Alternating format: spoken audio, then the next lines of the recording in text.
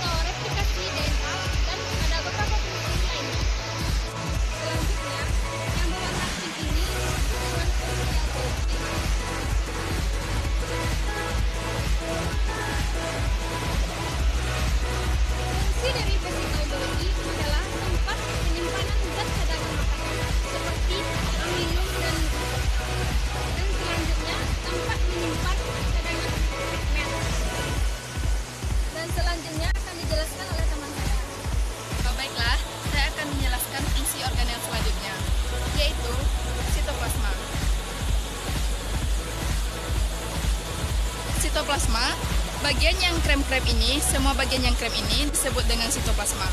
Sitoplasma ini berfungsi sebagai tempat terjadinya reaksi sistem metabolisme sel dan juga untuk menyimpan molekul organik yaitu lemak dan protein.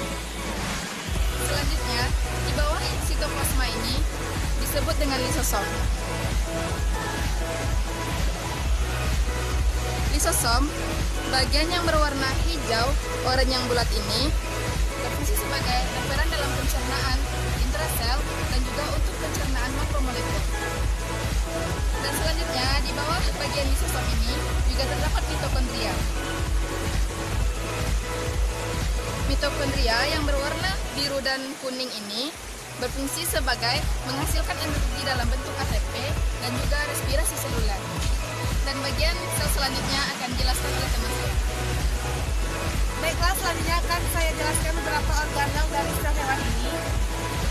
Yang bagian yang berwarna biru ini bernama nukleolus, berfungsi sebagai tempat sintesis RNA dan bertanggung jawab dalam pembentukan protein. Bagian bulat kecil ini bernama ribosom,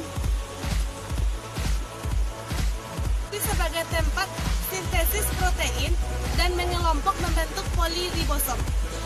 Bagian yang oranye memanjang ini bernama mikrotubulus, tersebar di tepi-tepi membran sel. Baiklah, organel lainnya akan dijelaskan oleh teman saya. Baiklah, selanjutnya saya akan menjelaskan beberapa organel pada sel hewan. Yang tipe-tipe ini bernama membran sel.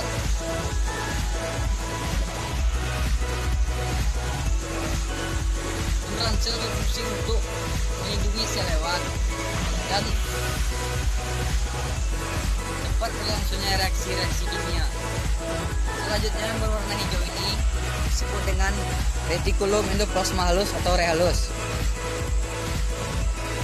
Fungsi untuk metabolisme karbohidrat, menyimpan kalsium. Selanjutnya yang berwarna oranye dan biru disebut dengan retikulum endoplasma kasar atau rekasar.